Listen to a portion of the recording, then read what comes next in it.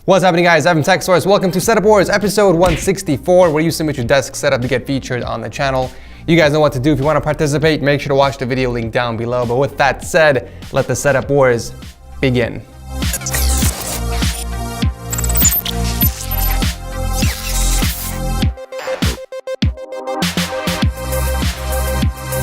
I want to give a huge thanks to Clean My Mac for sponsoring this episode of Setup Wars. Finally, we have a multi-function hub and a cleaner app that does what it says. Other cleaner apps make it a chore to wipe and protect your files, but on top of doing these tasks efficiently, Clean My Mac will help speed up your computer. It has a simple and intuitive interface, and the standout feature I really like is the drop-down menu. At a glance, it lets you see how much space is available on your computer, as well as other important processes like CPU load and memory use, which shortcut to the app itself. Once installed, it's very straightforward. The tab on the left showcases all the main features. Smart Scan is an automated detection pulling up results from all the other suites.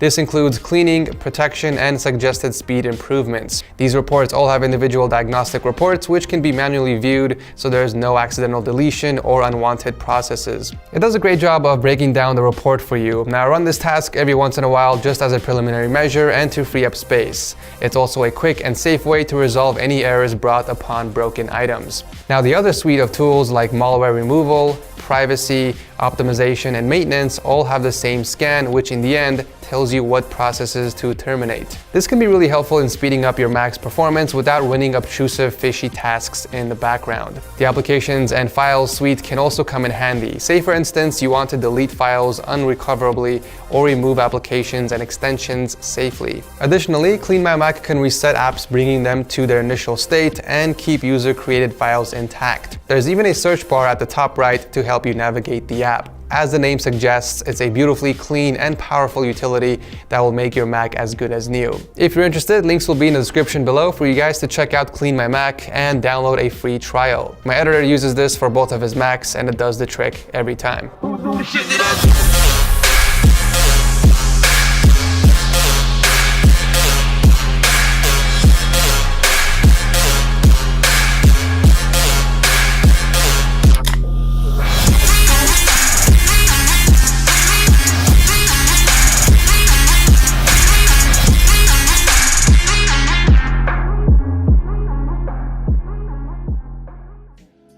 Okay, is it me or did Adrian just walk into someone's home? I don't know if he lives here or what, but it's pretty badass having an entire place just for gaming and editing. So we have a triple monitor setup with a 29-inch ultra-wide up top, and all of that is mounted on the Beckhand desk.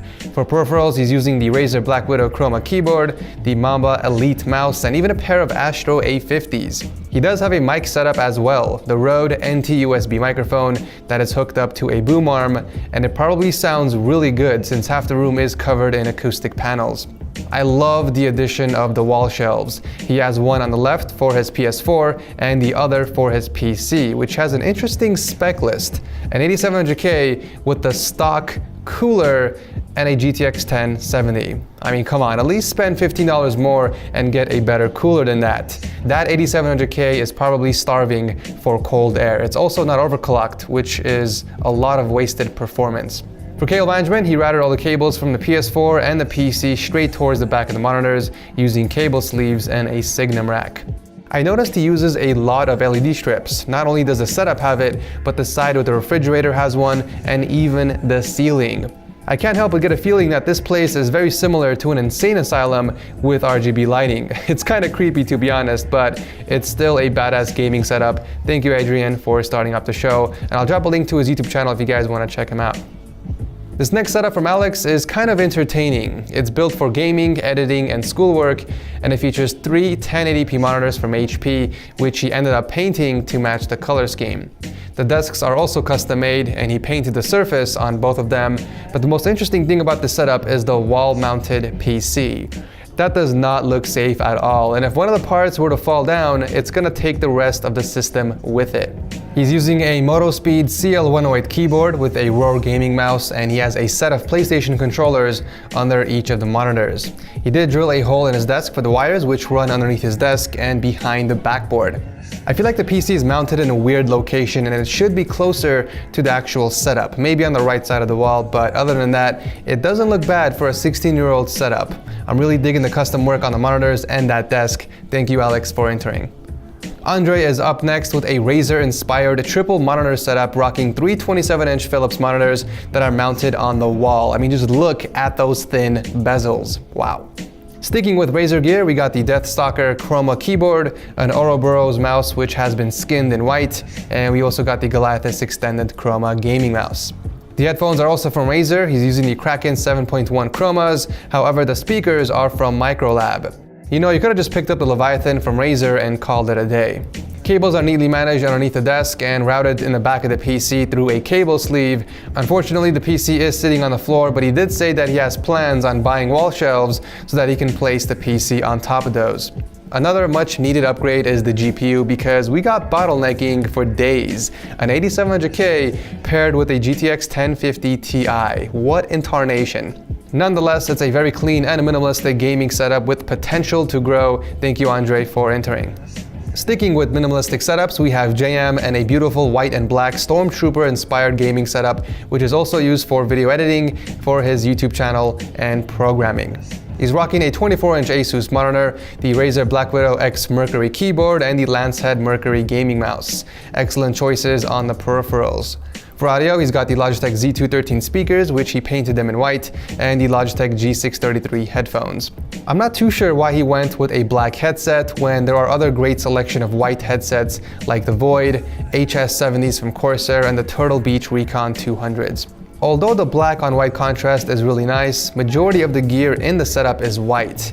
Even the PC itself, it's a budget build inside the S340 Elite case with an R5 1600 and a GTX 1060.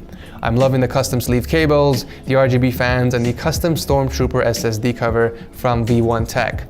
That's pretty much it on the desk, other than a painted gamepad from Logitech. Now, underneath the desk, we got the cables, which are managed very well for the most part, using cable clips and zip ties, but I do recommend grabbing a cable raceway to make it a lot easier and less messy. This is definitely a clean and compact setup that just works. Thank you, JM, for entering. I should probably call this episode the Super Clean Edition. Wrapping up the episode is Sam from Texas and his setup for doing homework.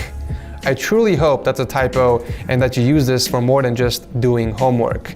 Otherwise, why else would you have an Alienware with a 6800K, 16 gigs of RAM, and a GTX 1080? Last time I checked, you can run Microsoft Word and 1080p over 100 FPS with any graphics card, even a crappy laptop. Anyways, back to the setup. So he's using the IKEA Malm desk to support the 34-inch ultra-wide gaming monitor and a few other things like the K70 keyboard, M65 Pro mouse, and the Corsair MM800 RGB mousepad. I would personally route the mousepad wire towards the keyboard and tie them together using a zip tie or something so that there's only one cable going across the desk. It will look a lot cleaner. For audio, he's rocking the Audio Engine A5 Plus speakers, and very similar to the first setup, Sam also has wall shelves mounted next to his setup. However, it's to hold different things. His alarm clock and Solo 3 wireless headphones. Really? Is it me or are those wall shelves kind of overkill for what they're holding?